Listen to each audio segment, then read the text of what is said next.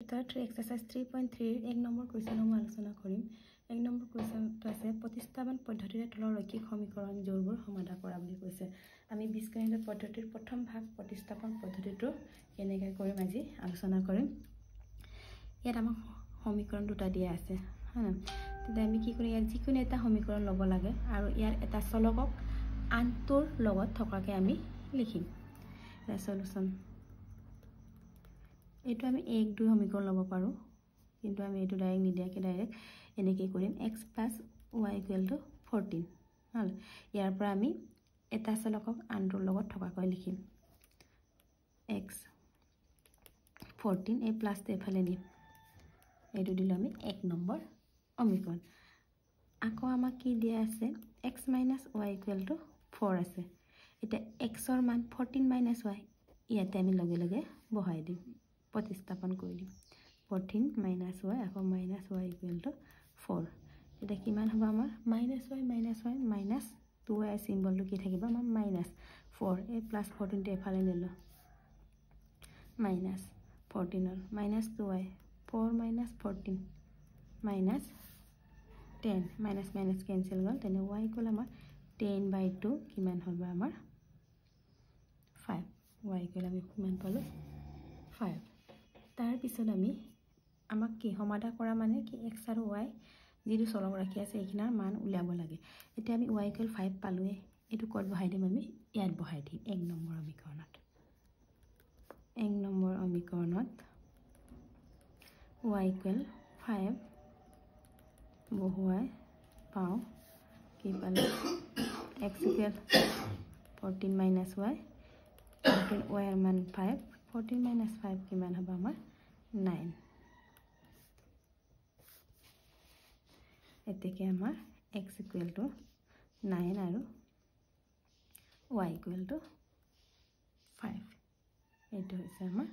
প্ৰতিস্থাপন পদ্ধতিটো। এতিয়া 2 নম্বৰটো s - t = 3। ইয়াৰ পৰা আমি ডাইৰেক্ট ওলাই যাম। s = কি হ'ব আমাৰ 3 - এফালে নিলোঁ প্লাছ, মই ইয়াত s চলক ৰাখি কি আছে s আৰু t, এইটো আমি 1 নম্বৰ সমীকৰণ দিম। আকৌ s/3 + 2/2 এইটো আমাৰ ভগ্নাংকত আছে। প্ৰথমে আমি লসাগুটো লৈ ল'ম, কিমান হ'ব 3 আৰু 2 লসাগু আমাৰ 6, 2s + 3t এইটো সকলোৱে জানে 6। তাৰপিছত 2s + 3t 6 6 গুণ 36। এতিয়া আমি এছৰ মান জানো আমি 3 + t, ইয়াত বহাই দিম s মান কি 3 + t + 3t = 36 আমি 1ৰ পৰা পালোঁ, ইয়াত লিখি দিলোঁ। তাৰপিছত আমি ইনটু কৰিম 2 3 = 6, 2t + 3t আকৌ 36। এতিয়া 2t + 3t 5t হ'ল 36, এই প্লাছটো এফালে নিলোঁ কি হ'ব মাইনাছ হ'ল। এতিয়া 5t 36 - 6 কিমান 30, আকৌ t = 30/5, 5 ৰে 30 কিমান টাইম হ'ল 6 টাইম। তেনেহ'লে t = কিমান পালোঁ আমি 6। এতিয়া t মান পালে এছৰ মান আমি ক'ত বহাম, আকৌ 1 নং সমীকৰণত t = 6 বহুৱাই পাওঁ কি আছিলে s = 3 + t আছিলে। এতিয়া 3, তেতিয়া t ৰ মান 6, 3 + 6 কিমান 9। এতিয়া কিমান পালোঁ আমি s = 9 আৰু t = আমি 6 পালোঁ। এইটোৱে আমাৰ এনচাৰ। 3 নম্বৰটো কি আছে 3x - y = 3। ইয়াৰ পৰা আমি y ৰ মান উলিয়াম ডাইৰেক্ট লগে লগে কিমান হ'ব। ইয়াত আমাৰ কোনটো তোমাৰ সুবিধাজনক, যিকোনো এটাৰ মান ল'ব পাৰি এইটো লগত এইটো। এতিয়া আমি -yটো আমাৰ ছিংগলকৈ আছে, আমি এইটোকে ল'ম। -yটো আমি এফালে নিলে কি +y, কিন্তু আমি এই চাইডে লিখিছোঁ, তেনে 3x + 3টো এফালে নিলে আমাৰ মাইনাছ হয়। এইটো আমি 1 নম্বৰ সমীকৰণ দিছোঁ। আকৌ 9x - 3y = 9 এতিয়া আমি কাৰ মান বহাম y এর মান আমি উলাই থৈছিলো কিন্তু y এর মান কি 3x - 3 বহাই দিলো এখৰ পৰা পালো এটা কিমান হ'ব 9x 3 3 দ্বাৰা 9x minus a minus plus 3 3 দ্বাৰা 9 yes sir plus 9 9 cancel গল 9x minus cancel গল 0 এনেলে আমাৰ কি হ'ব ইয়াত সো আমাৰ 9x minus 9x আমাৰ cancel গল 0 এনেকে হলে আমি কি বুলি কোৱা হয় আগতে আমি কি পাইছিলো 3/9 1/9 3 বা গুটেই যদি a1/a2 b1/b2 c1/c2 যদি সমান হয় আমি এটু কোৱা হয় কি কৈছে x যিকোনো মানহে লব পাৰো মানে অৰ্থাৎ অসীম অংকীয় সমাধান থাকিব ইয়াত এটাই সমাধান নাথাকে আমি এটো ইয়াতে কমপ্লিট কৰি থৈ দিব লাগে কি হ'ব অসীম অংকীয় সমাধান থাকিব ইয়াৰ এনসাৰটো ইমানে এনেকৈ আমি লিখি দিব বা কাৰণ আমাৰ ইয়াত x ডাইৰেক্ট আমাৰ এক সমাধান নোলায় সেইকাৰণে ইয়াত কি কৰিব লাগিব আমি আগৰ মতে a1/a2 b1/b2 c1/c2 যদি সমান হয় তেতিয়া আমাৰ কি আছিল অসীম অংকীয় সমাধান থাকে এখানে এনেকৈ আমি অসীম অংকীয় সমাধান থাকে বুলি লিখি দিব লাগে এতিয়া 6 নম্বৰটো চোৱা 6 নম্বৰটো 0.2x + 0.3y = 1.3 আছে আৰু 0.4x + 0.5y = 2.3 এটা আমি সলিউশন কি কৰিম প্ৰথমটো দিয়া আছে 0.2x + 0.3y 1.3 ইয়াত পইণ্টটো তোমালোকক এনে কনফিউজ কৰিব দিয়া নিচিনা হৈছে চান প্ৰত্যেক এটাৰ আগত পইণ্টটো আছে তেনেহলে আমি গোটেই তিনটা পইণ্ট উঠাই দিব পাৰো তেতিয়া কি হ'ব 2x + 3 = 13 এতিয়া ইয়াৰ পৰা আমি x ৰ মান উলিয়াম 2x 13 এই প্লাসটো এফালে নিলো মাইনাস আকৌ x টো আমি অকলৰীয়া কৰিব লাগে ইয়াত এই 2 টো এফালে গলে কি হ'ব আমাৰ ডিভাইড হ'ব এটো দিলে আমি 1 নম্বৰ আকৌ আমাৰ কি দিয়া আছে 0.4x + 0.5y = 2.3 ইয়াত আমাৰ পইণ্টটো এটাৰ আগত আছে তেনে পইণ্ট উঠাই দিম আমি x ৰ মান ইয়াত বহাই দিম কিমান 13 মাইনাস এতিয়া আমি ইয়াত x ৰ মান বহালো কিমান আছে x ৰ মান 13 - 3y/2 + 5y = 23 এটা 2 ৰে ফৰক যায় কিমান 2 টাইম কেনসেল হ'ল তেতিয়া কিমান থাকিলে আমাৰ 2 * 13 26 2 3 = 6y + 5y = 23 এতিয়া 6 - 6 + 5y - 1 আকৌ 23 + 26 টো ৰাইট সাইডে নিলে আমাৰ কি হয় মাইনাস এটা minus y = 23 - 26 -3 minus cancel and y = আমি কিমান পালো 3 এতিয়া আমি 1 নম্বৰ সমীকৰণত বহাই দিম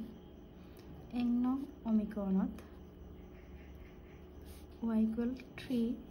বহুৱাই পাম তেতিয়া কি আছিল আমাৰ 1 নম্বৰতে x = 13 - 3y/2 আছিল আমাৰ 1 নম্বৰ সমীকৰণটো ইয়াত আমি এতিয়া 3 y এর মান কিমান 3 2 এটা 13 3 3 = 9 2 13 minus 9 4 4/2 আমাৰ কিমান পালো 2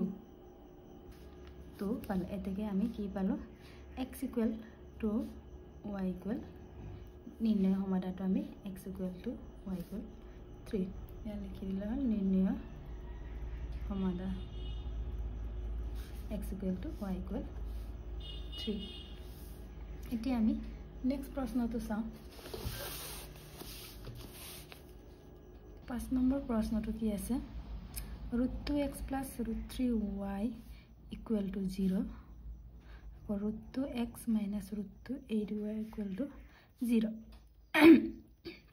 আমি সলিউশন কি দিয়া আছে √2x + √3y = 0 তেনেহ'লে ইয়াৰ পৰা আমি x টো উলিয়াম প্লাছ তো এফালে √3y নিলে আমাৰ কি হ'ব -√3y আকৌ x ইকুৱেল টু কি -√3y বাই √2 এটা আমি 1 বুলি ধৰিছোঁ আকৌ আমাক কি দিয়া আছে √2x -√8y ইকুৱেল টু 0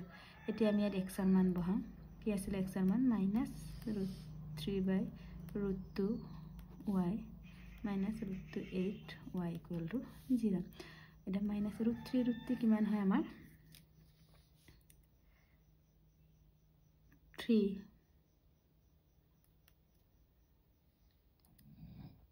বাই √2 আকৌ -√8y ইকুৱেল টু 0 এতিয়া আমি ভগ্নাংকত থকাৰ কাৰণে আমি লসাগু ল'ম কিমান হ'ল -3y আকৌ -8 কিমান হয় 8 × 2 16 হ'ল y ইকুৱেল টু 0 আকৌ √2 টো এফালে ক্ৰছ মাল্টিপ্লিকেশ্যন কৰি দিলে আমি কিমান হ'বগে আমাৰ 0 আকৌ -3y √16 টো আমাৰ কি হয় 16 ৰ বৰ্গমূল 4y আকৌ √3 × 0 0 হ'ল তেনেহ'লে -3y -4y -7y equal to 0 আকৌ y ইকুৱেল কিমান হ'ল আমাৰ 0 বাই -7 হ'লে আমাৰ কিমান হ'বগে 0 কিমান পালো y ইকুৱেল 0 এতিয়া আমি 1 নম্বৰ বহাই দিম ইয়াত লিখিছোঁ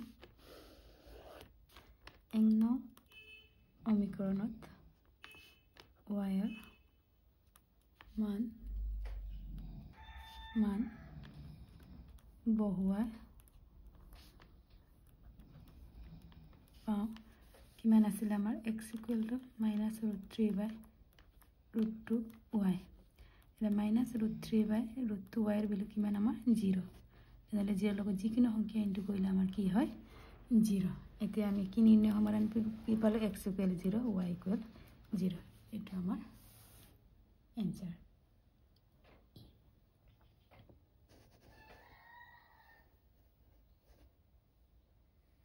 এটা নেক্সট প্ৰশ্নটো চোৱা 6 নম্বৰটো 3x by 2 minus 5y by 3 equal to minus 2 আকৌ x by 3 plus y by 2 equal to 13 by 6 এটা সলিউশন উলিয়াম আমি 3x by 2 minus 5y by 3 equal to minus 2 এটা ভগ্নাংক থকাৰ কাৰণে আমি লসাগু লৈছো 2 আৰু 3 ৰ লসাগু আমাৰ 6 2 ৰ 6 হৰণ কৰিলে 3 গল এই 3 টি আৰু ওপৰত পূৰণ কৰিলে 3 3 গুণ 9x আকৌ 3 ৰে 6 হৰণ কৰি 2 2 টা আকৌ 5 ৰ লগত পূৰণ কৰিলে 5 2 গুণ 10 y আকৌ minus 2 তাৰপৰ 9x minus 10y এটা 6 তে ফালে হৰণটো ফালে গলে পূৰণ হ'ব 6 2 গুণ 12 ইয়াৰ পৰা আমি কি মান উলিয়াম x ৰ মানটো উলিয়াই থৈ দিম 9x minus 10 তে ফালে গলে প্লাস হল আকৌ minus 12 আকৌ x equal to 10y minus 12 9 to পূৰণ হৈ আছে ৰাইট সাইডে নিলে আমাৰ কি হ'ব ডিভাইড এইটো আমাৰ 1 নম্বৰ সমীকৰণ হিচাপে ললো আকৌ x by 3 plus y by 2 আমাৰ 13 by 6 দিয়া আছে এটো আমাৰ ইয়াৰ পৰা আমি কি লসাগু 3 আৰু 2 লম 3 আৰু 2 ৰ লসাগু 6 এলসিএম কিমান 6 at 2x আকৌ 3y equal to 13 by 6 ইয়াত দুই বছাইডে আমাৰ 2 2 পৰ 6x আছে আমাৰ ক্যান্সেল গল দেখি 2x plus 3y equal to 13 এটি আমি x ৰ মান উলাই থৈছিলো x ৰ মান কি 10y minus 12 by 9 বহাই দিলো plus 3y equal to 13 acre পাৰ বুলি লিখিম এটো সব এটো নয়টো ক্যান্সেল না যায় কাৰণে আমি ৰাখো ভগ্নাংক থকাৰ কাৰণে লহাগু লৈছো লহাগু কিমান হ'ব আমাৰ 9 2 10 20y 2 into 12 24 plus 9 3 is 27y equal to 13 আকৌ 9 to divide হৈ আছে এই সাইডে গলে আমাৰ ইনটু হ'ব 20y plus 27y কিমান হ'ব আমাৰ 47y minus 24 আকৌ 9 into 13 47y equal to 9 into 13 9 3 is 7 9 117 minus এফালে পঠিয়ালে কিমান হ'ব -24 টো প্লাস হ'ব এটা কিমান হ'ব 47y ইকুৱেল টু কিমান পালো 117 plus 24 141 y ইকুৱেল টু কি 141/47 কিমান হ'ব আমাৰ কেনসেল কৰিলে 3 গল এটা y এৰ মান কিমান পালো আমি 3 এতিয়া আমি 1 নং সমীকৰণত y ইকুৱেল 3 বহুৱাই পাম কি পাইছিল আমি x equal to 10y minus 12/9 that y এর মান কি 3 12 minus 12 9 9 10 3 30 minus 12/9 আকৌ 30 minus 12 কিমান হয় 18 18/9 কিমান পালো আমি 2 এটাকে নির্ণয় সমাধান কি পালো আমি x equal to 2 আৰু y equal to 3 এনেকে আমি উলিয়াব লাগে প্ৰতিস্থাপন পদ্ধতিৰ দ্বাৰা ইয়াৰ পিছৰখিনি মই নেক্সট ভিডিঅ'ত আলোচনা কৰিম